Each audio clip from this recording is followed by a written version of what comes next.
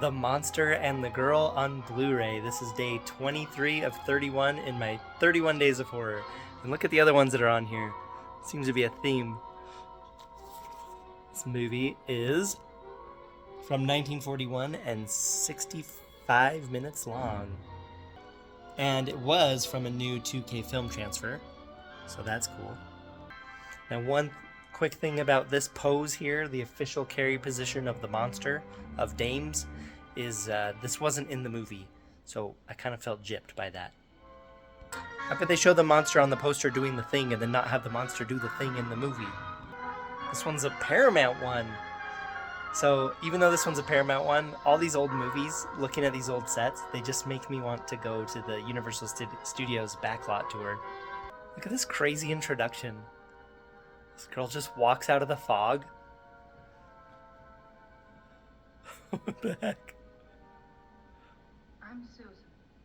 Bad luck Penny. I bought $1 million worth of trouble. For everybody. Okay. I reached so hard for the stars I forgot to look where I was walking. I wonder... Okay.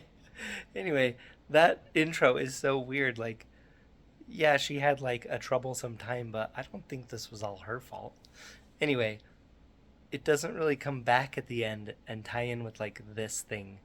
I mean, there's a large body count by the end of this thing, but this is a very weird intro. It's kind of reminded me of the Frankenstein intro where the guy comes out on stage and he's like, "This may horrify you. This may shock you. This may even make you pee your pants." Look at the shadow of the camera right here. You can see it right here. The state seeking to protect its There it very is. existence has See it? said that murder. That's kind of like a little time machine just then. It's like seeing an old school 40s camera. So even though this was a brand new 2K scan, it still looks pretty rough. There's still quite a bit of film scratches and film dirt, and there's also not really related to the scan, but as far as the audio goes, like it was pretty crunchy. So I'd say the Blu-ray of this is passable. I mean, it's definitely watchable, and again, I'm happy to have old movies like this in HD. The first part of this movie actually has a really cool structure where it's like a courtroom scene and it keeps showing like different people's perspective of what happens. Actually, it does it for quite a while in the movie. Anyway, so this guy, Scott, who has amazing hair that we're going to see in the courtroom shortly, has just been framed for murdering this guy. But look at this guy pretending to be dead. This is probably one of the best pretending to be dead guys in all of these classic movies I've seen. Look at this. Look at that. That is some high quality pretending to be dead. He's got his eyes open and everything. Good job. You killed him, that's why. Look at this guy. This is like the main guy's named Scott. Look at his hair. Look at that. My goodness, don't you just want to like... I'd like to see like blueprints of that. Like, I'd like to see it all stretched out to see how long each portion is. Look at his hair. You see multiple angles of it.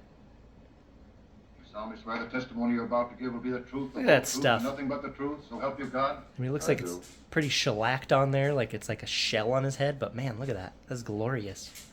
So this is her brother on trial for murder, and she's about to do something. Scott!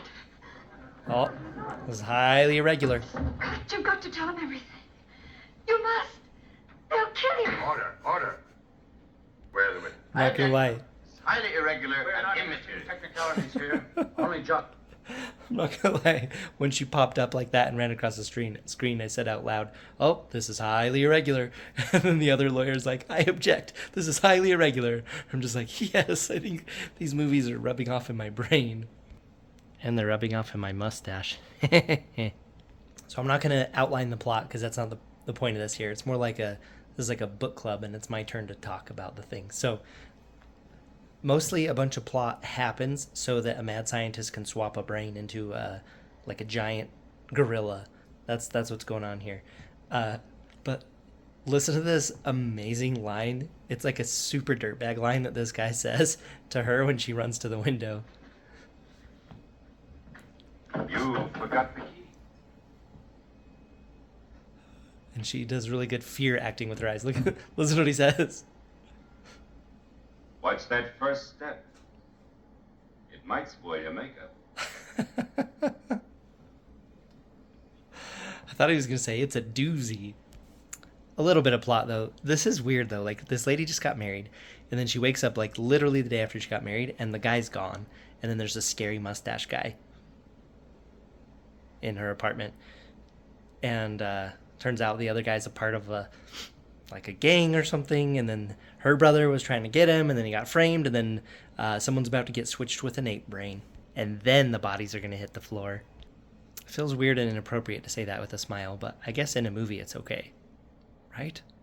Okay, and like every mad scientist, we've got to have a scary castle to do the brain transplant in. Hey, I just noticed this. So they're taking the body in with like artificial breathing going on or heart pumping or something. I don't know. But look at this. So usually these mad scientist guys have some level of like hubris, right? You have some ancient figures. I'm not sure exactly who they are, but they could be various Caesars and people that had rises to power and falls from possible hubris. So cool set decoration to go along with the doctor who thinks he can switch brains. Here's a trigger warning for people wearing a mask not covering their nose. All right, well, the surgery went great. Oh, what happened? He broke out. Of course he broke out. Look how good he looks, too. This is a great looking ape gorilla thing. And that was a pretty amazing scene transition and guy getting shoved out of the way for some breaking news. But I just want to emphasize that, of course, the monster broke out of custody. Because how else would all the bodies hit the floor if the monster doesn't break out? All right, and this is one of the best lines I've ever heard ever. In movies, outside of movies, otherwise. And it really applies to the whole world right now. Listen to this. I'm tired of murders. I wish people would behave for a while. That'll put you. I'm tired of murders. I wish people would behave for a while. Me too, 1941 movie guy. So her brother gets turned into a giant gorilla. And look at, they do some awesome stuff with shadows in this part. He shows up at her house to check on her while she's sleeping, which is actually really touching. And the dog recognizes him, even though he's in a gorilla body now. But this part's pretty awesome. This guy shows up presumably to off this girl or just to capture her. And the ape is up in a tree. And I was just waiting for him to dive on him from up in the air. Just this giant gorilla coming out of the sky. But which is basically what happens. Tree branch breaks and he gets a tree branch and an ape out of the sky. Take that, bad guy. You've been ape branched. So these cops show up and are interrogating this girl about this murder.